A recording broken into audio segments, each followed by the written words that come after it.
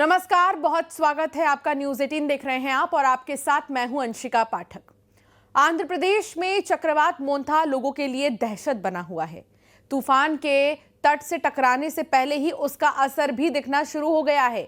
आंध्र प्रदेश के काकीनाडा और मछलीपट्टनम में समंदर में इस वक्त ऊंची लहरें उठ रही हैं और तेज हवाएं चल रही हैं। प्रशासन हाई अलर्ट पर है। वहां पर 270 के लगभग निचले इलाकों से लोगों को सुरक्षित निकाला जा रहा है, जिनमें करीब 16,500 लोगों के रहने की व्यवस्था है। राहत और बचाव कार्यों के लिए 2 एनडीआरएफ की टीमें तैनात कर दी गई हैं। ये तस्वीर आपकी टेलीविजन स्क्रीन पर है। आंध्र प्रदेश के काकीनाडा की तस्वीरें हैं कुछ, और आप देखिए समंदर में जो ऊंची ऊंची लहरें उठ रही हैं। ये गोपालपुर उड़ीसा की तस्वीर भी आपको दिखा रहे हैं कि ओडिशा से लेकर आंध्र प्रदेश तक इस वक्त तूफान मोंथा ने कहर बरपाया है। देखिए, साइक्लोन मोंथा के आने का समय अभी हो गया है। लगभग 3 से 3:30 बजे तक इसका जो इम्पैक्ट है ये धीरे धीरे करके सामने आएगा। फिलहाल अभी इस तरह के कुछ हाल काकीनाडा में जो समुद्र है उसमें देखा जा रहा है। जो लहरें हैं वो अभी 15 से 20 फीट की ऊंचाई को छू रही है। हम तो 2 दिन से काकीनाडा में हैं। ये हाल पहले नहीं था। कल शाम तक भी सिचुएशन कुछ ठीक था, मगर जितना जितना नज़दीक आ रहा है लैंडफॉल का समय, वो जो वक्त, उसी हिसाब से समुद्र की जो लहरें हैं उसी हिसाब से वो अपना रुख को चेंज भी कर रही है। फिलहाल अगर हम इस तट की बात करें, इस तट को नो मैन्स लैंड के रूप में परिवर्तित किया गया है और किसी को भी यहाँ आने की अनुमति नहीं है। सिर्फ मीडिया पर्सन और पुलिस वाले आ रहे हैं। अगर हम दूर तक देखें, जो नाव है, मछुआरों के जो नाव है, उन सबकी जो वो नाव को भी ऊपर ले लिया गया था, मगर अभी समुद्र की लहरें हैं ना, जो वो नाव को भी टकरा रही है। ये तो कुछ भी नहीं है, नाव को टकरा कर तट की ओर बढ़ रही है समुद्र की लहरें। और यहीं जहाँ हम कोस्ट में हैं, समुद्र के तट पे हैं, जो सड़क है, रोड है, गई है, और उस रोड तक भी ये हवा की रफ्तार से, ये जो फोर्स है पानी का, ये अंदर भी जा सकती है और जा भी रही है। आंध्र प्रदेश सरकार ने इस साइक्लोन का मुकाबला करने के लिए अपनी तरफ से पूरी तैयारी कर रखी है। फिलहाल लगभग 20,000 की संख्या में लोगों को सिर्फ काकीनाडा में इवैक्यूएट किया जा चुका है, जो कि झुग्गी झोपड़ियों में रहते थे, जो कि लो लाइन एरिया में रहते थे, उनको सब इवैक्यूएट किया गया है और उनको शेल्टर में रखा गया है। उनके खाने पीने का सब सामान वहाँ पे मुहैया किया गया है।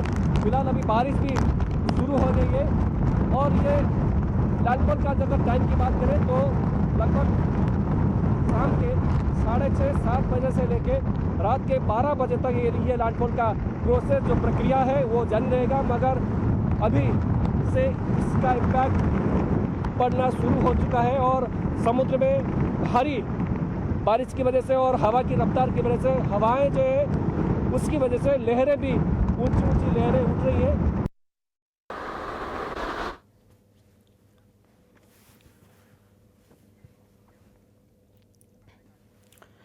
तो सावधान, मोंथा आ रहा है और इस वक्त कहां पर क्या असर है तूफान मोंथा का, इसके बारे में ज्यादा जानकारी देंगे। काकीनाडा से नावेश मोहंती हमारे साथ हैं और भोपाल से शैलेंद्र भी हमारे साथ हैं। उनसे सबसे पहले जानकारी लेंगे। काकीनाडा में इस वक्त नावेश बताइए कि तूफान का कहर कितना ज्यादा देखने को मिल रहा है और प्रशासन की तरफ से क्या अलर्ट जारी हुआ है।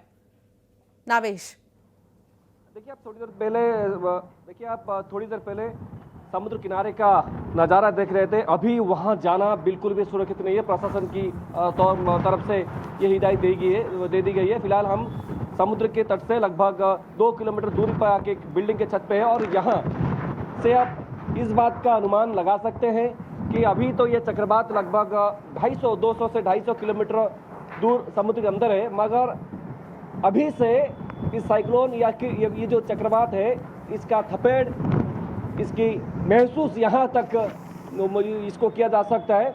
और भारी मात्रा में पुलिस फोर्स को डिप्लॉय किया गया है। एनडीआरएफ का तैनातगी भी है। इसके साथ साथ आंध्र प्रदेश का जो एसडीआरएफ है वो लोग भी तैनात है। लगभग 20,000 लोगों को, सिर्फ काकीनाडा में 20,000 लोगों को इवैक्यूएट किया गया है। थोड़ी देर पहले एक कॉट ऑफ एरिया है, ओपेडा नाम का एक जगह है जो कि समुद्र को बिल्कुल सटा हुआ है। उस गांव के अंदर पानी भरना शुरू हो गया है। थोड़ी देर पहले हम वहाँ गए भी थे।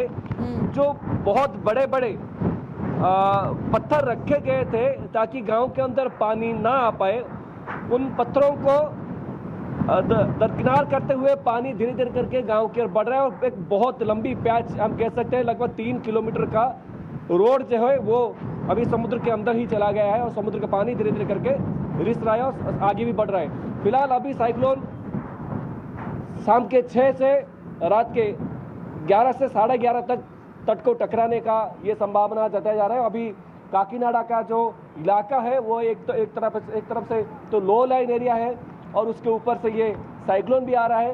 पहले से भी बहुत तैयारी प्रशासन की तरफ से की हुई है, मगर जब साइक्लोन लैंड करेगा, लैंडफॉल उसका होगा, तब कितनी बिल्कुल। और अभी से ही हम उस हवा की जो आवाज है वो सुन पा रहे हैं नावेश, कि कितनी तेजी से हवाएं चल रही हैं और बारिश तो रिकॉर्ड तोड़ हो रही है वहां पर। हालांकि अभी हम ये देख पा रहे हैं, आप जहां पर मौजूद हैं, कि काफी तेज जो है हवा है। अब दोबारा से आपके पास आऊंगी, जानकारी लूंगी। नावेश, हमारे साथ में शैलेंद्र भी जुड़े हैं भोपाल से।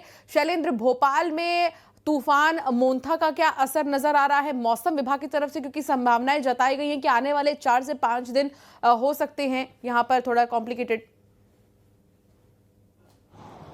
बिल्कुल, देखिए आपने ठीक कहा कि जो मोंथा तूफान है उसका आंशिक असर जो है वो राजधानी भोपाल में आप देख सकते हैं कि इस वक्त मैं बड़े तालाब पर मौजूद हूं। आप तस्वीरें देखिए कि भले ही दोपहर का समय हो, लेकिन पूरी तरीके से बादल जो है वो छाए हुए, और मौसम विभाग ने पहले इस बात को लेकर अलर्ट किया था कि मध्य प्रदेश में 3 से 4 दिन जो बारिश है, पोस्ट मानसून बारिश है, वो देखने को मिलेगी।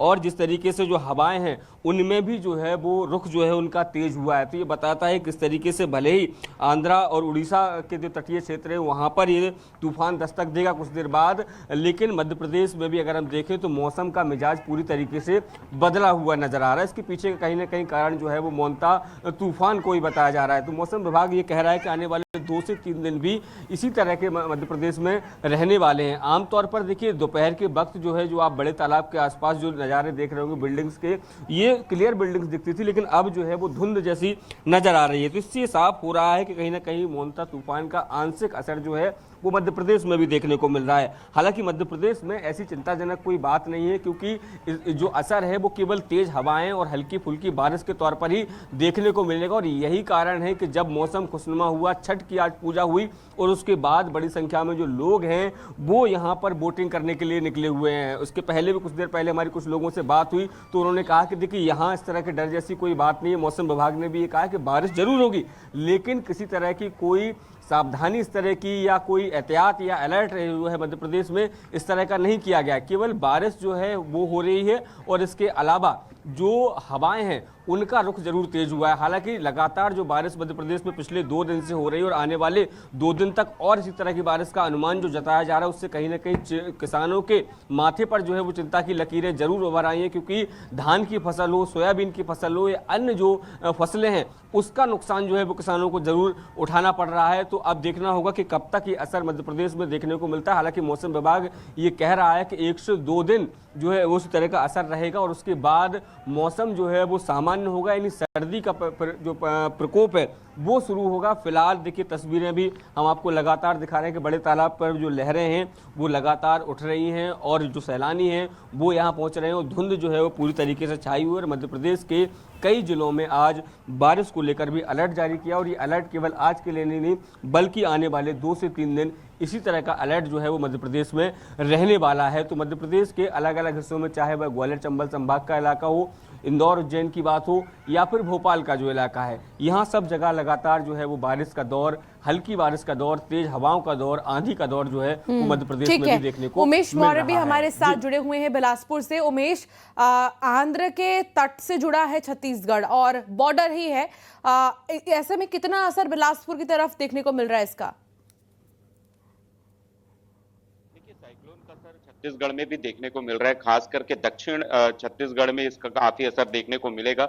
मौसम वैज्ञानिकों ने पहले ही चेतावनी दे दी है कि मध्यम से तेज बारिश की संभावना है। पिछले 2 दिनों से ये मौसम का रुख बदला हुआ है। हालांकि इसका असर अभी फिलहाल वैसा तो देखने को मिला नहीं है, लेकिन ये जरूर है कि हल्की बूंदाबांदी का जो दौर है वो शुरू हो चुका है। इसके साथ ही अगर हम कहें तो इसका सीधा असर दक्षिण पूर्व मध्य रेलवे पर भी दिखाई दिया है।